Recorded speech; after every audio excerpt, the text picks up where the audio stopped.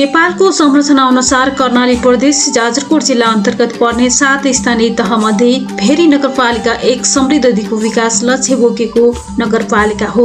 स्थानीय प्राकृतिक स्रोत साधन विकासका हिसाबले प्रचुर सम्भावना बोकेको यस नगरपालिकामा 13 वटा वडा रहेका छन्। क्षेत्रफलको आधारमा हेर्ने हो भने यस नगरपालिका 7.57 वर्ग किलोमिटरदेखि 48.32 वर्ग किलोमिटरसम्म क्षेत्रफल भएको वडा रहेका छन्। भेरी नगरपालिका वडा नम्बर 2 क्षेत्रफलको हिसाबले नगरपालिकाकै सबैभन्दा ठूलो वडा रहेको छ। यसको क्षेत्रफल 48.32 वर्ग किलोमिटर रहेको छ। भेरी नगरपालिका वडा नम्बर 2 समुद्री सतहबाट 624 मिटरदेखि 2230 मिटरको उचाइमा अवस्थित रहेको छ। भेरी नगरपालिका वडा नम्बर 2 साबिकको खलङ्गा गाविस वडा नम्बर 5, 6 र 7 गरी 3 वटा वडा मिलेर बनेको छ। यस वडाको पूर्वमा नलगाड, पश्चिममा भेरीको 6 वडा छेडगाड, उत्तरमा कुसे, दक्षिणमा यसै वडाको 4 नम्बर पर्दछ। हाल नयाँ संरचना अनुसार यस वडाको बाहुनथान मुख्य बजार हो। यस बजारमा विभिन्न टोलबाट किनमेलका लागि आउने गर्छन्। यस वडामा हाल स्थानीय सरकारको वडाध्यक्ष भीमबहादुर कार्की, सचिव लक्ष्मी ओली, कार्यालय सहयोगी महावीर पुन कार्यरत हुनुहुन्छ। यस वडामा 2078 को जनगणना अनुसार 1144 घरधुरी रहेको र हालको तथ्याङ्क अनुसार 1500 घरधुरी रहेका छन्। यहाँको जम्मा जनसङ्ख्या 6654 रहेको छ भने यस वडालाई 8 टोलमा विभाजन गरिएको छ। रेसाङ, दार्नेटा, बाहुनथान, पोखरा, गारङसी, तिमिले, डिङ्गा र पुरान रिसाङ रहेका छन्। यस वडाको प्रमुख आर्थिक स्रोत कृषि रहेको छ।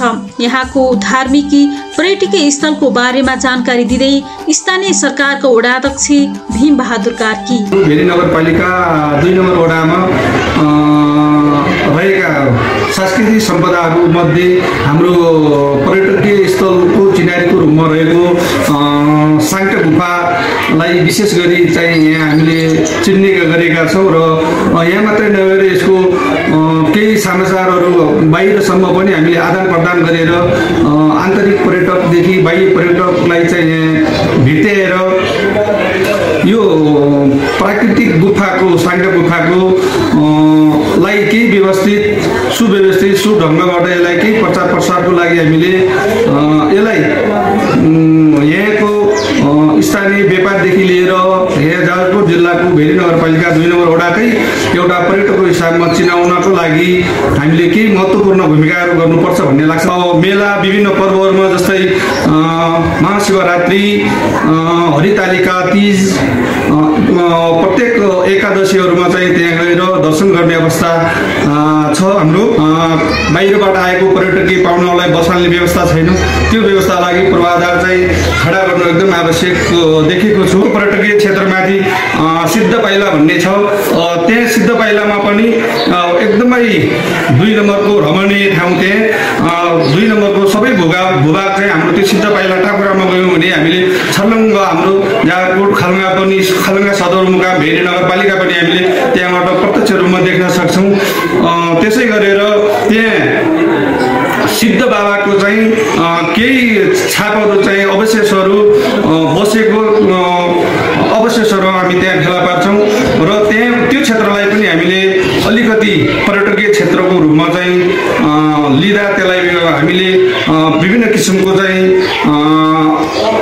सहजपूर्ण तरिकाको त्यहाँ बसाइ व्यवस्थापनदेखि पूर्वाधार निर्माण गरेर त्यहाँ आन्तरिक तथा बाह्य पर्यटनलाई पनि भित्याउँदा हामीले त्यहाँबाट पनि त्यसको पनि चिनारी। त्यसै गरी हाम्रो अर्को डिङ्गा दिदीबहिनी झरना भन्ने छ। त्यस दिदीबहिनी झरना पनि त्यो छहराको सिराङबाट 2 बहिनी दिदीबहिनी चाहिँ त्यहीँबाट हाम फालेर त्यही लोप भएको भन्ने किम्वदन्ती पाइएको छ। त्यसमा पनि एकदमै रमणीय ठाउँ, एकदम छहरा रमाइलो लाग्दो, त्यहाँ जाँदा जाउँ भन्ने खालको चाहिँ प्रकृतिले आफै कृत्रिम नभएर प्रकृतिले नै बनाएको छ। र त्यसको सँगै डिङ्गा गाउँकै शिव मन्दिर पनि त्यहाँ अवस्थित छ। हाम्रो डिङ्गा कालिका आदि आधारभूत विद्यालयको नजिकै सँगसँगै सटेर चाहिँ अवस्थित रहेको छ। त्यहाँ पनि त्यहाँको वृद्ध वृद्धा देखि लिएर युवा युवतीहरू विभिन्न पर्वमा त्यहाँ महाशिवरात्रि, तीज, त्यसपछि एकादशी, विभिन्न त्यस्तो आउने चाडहरूमा चाहिँ त्यहाँ गएर श्री स्वस्थानीको व्रतको बेला त्यो मन्दिरमा गएर पनि त्यहाँ पूजा आराधना गर्ने, भजन कीर्तन गर्ने, त्यहाँ बस्ने त्यहाँको वृद्धले चाहिँ आफ्नो धर्म र संस्कृति त्यसरी पनि जोगाइराख्नु भएको छ र त्यसलाई पनि हामीले अझै सुव्यवस्थित गर्नको लागि हामीले केही न केही पहल गर्नुपर्छ। अझै पनि संरक्षण र सम्वर्धन गरेर हाम्रो धर्म संस्कृतिलाई जोगाउनु पर्छ। त्यो पनि एउटा पर्यटकीय क्षेत्रको हिसाबमा चाहिँ हामीले त्यसलाई पनि स्मरण गर्न सक्छौँ, त्यसलाई पनि चिनारीको रूपमा चाहिँ चिनाउन सक्छौँ भन्ने लाग्छ। त्यसै गरी हाम्रो दार्नेटाको दारा गाउँमा अवस्थित खडक मन्दिर देखुन चाहिँ स्थापित भएको छ। खास विशेष गरेर त्यहाँ मौलो पूजा भनिन्छ, त्यसलाई मौलो पूजाको रूपमा लिइन्छ। खास हामी त्यो मौलो पूजा चाहिँ विशेष गरी हाम्रो महान चाड विजयादशमीको उपलक्ष्यमा विजयादशमीको नवमीको दिन हामी त्यहाँ राँगा बोका काटेर चाहिँ त्यसलाई भव्य रूपमा चाहिँ त्यो देवी देवताको खडक देवताको पूजा आराधना गर्ने गरिन्छ भने त्यसमा विभिन्न किसिमको हाम्रो धर्म संस्कृति चाडबाड रीतिरिवाजको हाम्रा स्थानीय नाचगानहरू गरेर विभिन्न किसिम हाम्रो धर्म संस्कृतिलाई जोगाउने खालको कला संस्कृति खेल प्रदर्शन लगायतका विभिन्न किसिमका सिङ्गारो नाच, मयूर नाच, पैसेरी, लोकभाका लोकगीतहरू गाएर त्यो खडक देवतालाई नवमीको दिन चाहिँ हामीले विभिन्न कार्यक्रम गरेर देवी देवताको पूजा गरेर त्यसरी मनाइरहेका छौँ। त्यसलाई पनि अझै पनि हामीले त्यो जुन स्थितिमा छ त्यो स्थितिभन्दा पनि हामीले अलि फरक गरेर त्यो मौलो पूजालाई पनि अझै सुव्यवस्थित गरेर तिलिङ्गेमा पनि एउटा छाया क्षेत्र भन्ने चाहिँ शिव मन्दिर अवस्थित छ। त्यो छाया क्षेत्रको विषयमा पनि के छ भन्दा त त्यो कसरी छाया क्षेत्र रहेको हो भन्दा त्यहाँ हाम्रो ठुलो एउटा चाहिँ शिला जस्तो ढुङ्गा चाहिँ शिलालेख जस्तै ढुङ्गा अवस्थित छ। त्यो ढुङ्गामा त्यहाँ गएर हामी सिधै हेर्दा प्रत्यक्ष त्यहाँ हाम्रो छाया सम्पूर्ण चाहिँ छाया हाम्रो लगभग वडाको वस्तुस्थितिभरि त्यो ढुङ्गा छायामा चाहिँ अब देखिने अवस्थित भएको कारणले त्यहाँ चाहिँ छाया क्षेत्र भन्ने चाहिँ नामाकरण गरिएको छ। त्यहाँ पनि त्यहाँको हाम्रो यहाँको स्थानीय भक्तजन लगायत बाह्य अनेक छिमेकी जिल्लाहरूको भक्तजनहरू आएर झ्यालीखेतमा अवस्थित एउटा झ्यालेश्वर शिव मन्दिर पनि त्यहाँ अवस्थित भएको छ। त्यहाँ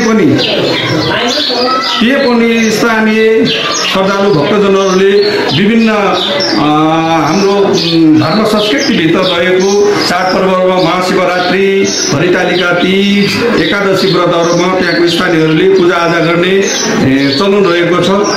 त्यो झ्यालेश्वर मन्दिरलाई पनि हामीले अलिकति केही व्यवस्थित गर्नु बाँकी नै छ।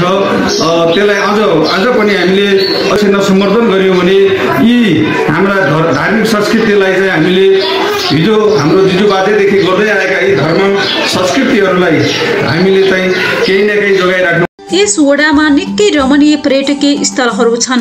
उच्च भूभाग, चारैतिर वन जंगल भएकाले निकै सुन्दर देखिन्छ। यहाँको प्रमुख पर्यटकीय स्थल साङ्टामा साङ्टा गुफा, तिमिलेको सिद्ध पाइला, डिङ्गाको शिव मन्दिर दिदीबहिनी झरना, दार्नेटाको खडक मन्दिर मौलो पूजा, तिलिङ्गेको छाया क्षेत्र शिव मन्दिर यहाँको प्रमुख सिनारी हुन्। यहाँको साङ्टा गुफामा धेरै आन्तरिक तथा बाह्य पर्यटक आउने गर्छन्। यहाँ विभिन्न समयमा मेला महोत्सव चाडपर्व लाग्ने गर्छ। यसै गरी डिङ्गाको दिदीबहिनी झरनाले निकै मन लोभ्याउने गर्छ। उकालो भिरालो बाटो हिँड्यो भने यो दिदीबहिनी झरनाले दिनभरको यात्राको थकान एकैछिनमा मेटाइदिन्छ। यस झरनाको प्रचार प्रसार व्यवस्थापन गर्न सके आन्तरिक तथा बाह्य पर्यटक भित्राउन सकिन्छ। भौगोलिक रूपमा दुर्गम ओडा भएकाले यहाँका पर्यटकीय स्थलहरू ओझेलमा परेका हुन्। यस नगरपालिका भौगोलिक क्षेत्रको हिसाबले मध्य पहाडी क्षेत्रमा पर्छ। वडा नम्बर 2 का घरहरू परम्परागत शैलीमा ढुङ्गा माटाको कच्ची जस्ता पाता खरको छानाबाट निर्माण भएका घरहरू छन्। वडा नम्बर 2 को कार्यालयको आफ्नो भवन छैन। 2079-80 मा भेरी नगरपालिकाबाट भवनको लागि 50 लाख बजेट विनियोजन गरिएको थियो। यस बजेटले के कति काम भयो, वडा अध्यक्ष भीमबहादुर कार्की यसबारे जानकारी दिँदै 2 नम्बर वडा कार्यालय चाहिँ अहिले हामी भाडामै बसेको अवस्था छ। योभन्दा गत 80-81 को बजेटमा नगरपालिकाबाट हामीसँग 50 लाख विनियोजन भएको थियो। त्यस 50 लाख विनियोजनमा हाम्रो भूगोलको कारणले भवन बनाउने भूगोल फिल्ड नै निर्माण गर्दा लगभग हाम्रो 70% चाहिँ जम्मा रकम चाहिँ फिल्ड निर्माणमै सिद्धिएको कारणले हामीले त्यसलाई चाहिँ अहिले पिल्लरसम्म त्यतिखेर पिल्लरसम्म मात्रै खडा गरेका छौँ र अब हामीलाई सेवा दिन भाडामा बसेर सेवा दिन चाहिँ अत्यन्तै गाह्रो भइरहेको छ। आफ्नै भवन बनाएर त्यहाँबाट सेवा अलिकति चुस्त तरिकाले आफ्नै पूर्वाधार खडा भयो भने त्यसरी दिन सकिन्थ्यो कि भन्ने लागेको छ। र अब भवन बनाउनलाई हामीलाई चाहिँ लगत्तै हामीलाई भवनलाई पूर्णता दिनको लागि 40-50 लाख बजेट विनियोजन भयो भने हामी चाहिँ आफ्नै भवन चाहिँ बजेट चाहिँ छैन भन्ने छ। हामी अब 81-82 कै बजेटबाट चाहिँ अर्को वर्ष चाहिँ हामी जसरी भए पनि भवन निर्माण गर्छौँ भन्ने। यातायातको हिसाबले अहिले नगर बस सञ्चालन भएपछि यहाँका बासिन्दाले केही सुविधा पाएका छन् भने यस्तै गारङसी, डिङ्गा, तिमिलीका अधिकांश टोलहरू बिजुली बत्ती बलेका छैनन्। निवर्तमान वडा अध्यक्ष कालीबहादुर ओली जाजरकोट जिल्लाको भेरी नगरपालिका वार्ड नम्बर 2 मा 6-7 वर्ष भइसक्यो। अहिले आरके भन्ने एउटा ठेकेदारले पोल गाडेको अहिलेसम्म तार तान्नको लागि बारम्बार अनुरोध गरेका छौँ र अब 1-2 दिनभित्र हामी गरिदिन्छौँ भन्नुभएको छ उहाँहरूले। र उहाँहरूलाई मैले त कुलमान दाईसँगसम्म पुर्याएँ। उहाँ मन्त्रालय विभाग मन्त्रीज्यूलाई मैले शक्ति बस्नेतसम्मलाई यिनी कुराहरू पुर्याएको। उहाँहरूले कुरा नसुनिसकेपछि अहिले विद्युत प्राधिकरण जाजरकोटको पोलमा केही पोलहरू डिङ्गा, तिमिलियाको माथिल्लो लेख बेल्ड लगायत अलि नबोलेका ठाउँहरूमा कार्यालयमा गएर पहल गरेर अब केही महिनाभित्र बत्ती बाल्छौँ भन्ने खालको वातावरण बनिएको छ। र अब नेताहरूले यो ठेकेदारहरूलाई अलि विशेष गरी यो आरकेलाई चाहिँ अब यो उहाँहरूले काम गराएको कामको पैसा पनि दिनुभएको रहेछ। यो डिङ्गाको टिमले मसँग अत्यन्त गुनासो त्यहाँ पोल गाडेको पैसा दिएन भन्ने खालको कुरा भएको छ। त्यो पनि उहाँहरूले हिसाब किताब पनि गर्नु पर्यो र पोलमा छिटो तार तान्दिन भनेर अनुरोध गरेकै छौँ हामीले। उहाँलाई फाइल हामीले यता विद्युत प्राधिकरण कार्यालय जाजरकोट, सुर्खेत अनि ती 3टा कागज बनाएर पठाऊ। 5 गाटे तान्दाखेरि अहिले 5 गाटे तानिसक्यो लाइन। त्यहाँ पनि व्यवस्थित बत्ती बनाएको छैन। अब चाहिँ बनाउँछु भनेर कार्यालयले भनेको कुरा छ। त्यसैले यसलाई अब प्रत्येक टोलहरूमा गएको छु। म अस्ति डिङ्गामा पनि गएको थिएँ र तिमिल्यामा पनि गएको छु। यो टोल 2टै टोलमा अनि राङ्सीमा यो 3वटै टोलमा चाहिँ अत्यन्त बत्ती बाल्नलाई उत्सुक छन् समुदाय। त्यहाँ एउटा प्रक्रिया नमिलेर रोकिया छ। अब यो प्रक्रिया पुरा भयो भने उहाँहरूलाई अब केही महिना लाग्दैन। त्यसमा हाम्रो झन्डै वैशाखसम्म हामी बालिसक्नुपर्छ भनेर हामीले दबाब गरेका छौँ। उहाँहरूले कसैसम्म सुन्नुहुन्छ, हामीले दबाब गरेका छौँ। यसमा अब म आफै पनि लागि परेको कारणले अलिक छिटो हुन्छ भन्ने लाग्छ। भेरी नगरपालिका जाजरकोट सदरमुकाम नजिकै भए पनि निकै दुर्गम भएकाले यहाँका समुदाय विभिन्न सुविधाबाट वञ्चित छन्। यस वडामा टेलिफोन इन्टरनेटको समस्या बताउँदै यस वडाकी वडा सदस्य भीम कुमारी बुन 2 नम्बर वडामा त फोनको टेलिफोनले काम गरेकै छैन। अनि हामी वडामा काम गर्दाखेरि धेरै हाम्रा जनताहरूले फोन गरिरहेछन्। फोन गरेको पनि फोन लाग्दैन। अनि जनप्रतिनिधि के हो भनेर हामीलाई टोकाइ गरिरहेछन्। उहाँ कार्यपालिकामा गएर तपाईँहरू फोनको बारेमा कुरा पनि गर्नुहुन्न, 2-3वटा जनप्रतिनिधिहरू हुनुहुन्छ भनेर उहाँहरूले हामीसित धेरै गुनासोहरू दुःखको कुराहरू गर्नुभएको छ। अनि हाम्रो फोनले काम गरेको छैन। फोन भइदिएको भए धेरै सेवा सुविधा हुन्थ्यो भन्ने अब लाग्छ मलाई। अनि हाम्रो 2 नम्बर वडा ठुलो भूगोल भएको कारणले हो कि हाम्रो अब माथिको ठुला नेताहरूले हाम्रो नहेरेर हो कि हामी जनप्रतिनिधि नधाएर हो कि अब किन हाम्रो जनताहरू पनि सेवामा वञ्चित भएका छन्, बत्तीमा वञ्चित भएका छन्। डिङ्गामा, तिमिल्यामा, राङ्सीमा बत्ती बलेको छैन भनेर दुःख गुनासाहरू हामीसँग पोखिरहेका छन्। आफ्नो मौलिकतामा रमाउने यहाँको समुदायमा विभिन्न जाति छन्। यहाँ क्षेत्री, बाहुन, ठकुरी, जनजाति, दलितको बसोबास छ। यहाँको समुदायको प्रमुख आर्थिक स्रोत कृषि रहेको छ। यस वडाका सदस्य शेरबहादुर खत्री, कृषि पेसा अब यहाँ त बढी गहुँ मकैहरू छर्छन्। फल्ने त अब आलु, लसुन, प्याज 3 दिन लगाए पनि हुन्छ। अब त्यस्तो कृषि गर्ने मान्छे त्यति छैनन्। अलिअलि तरकारीमा त त्यही आलु, गोपी, काउलीहरू 3 यहाँ मेला महोत्सव चाडपर्वमा गाइने लोक भाका, सिङ्गारो, पैसेरू, मयूर नाच, ठाडे भाका यहाँका मनोरञ्जनका स्रोत हुन्। यहाँको पौराणिक लोक बाजा यस नगरपालिकाकै स्थानीय मानिन्छ।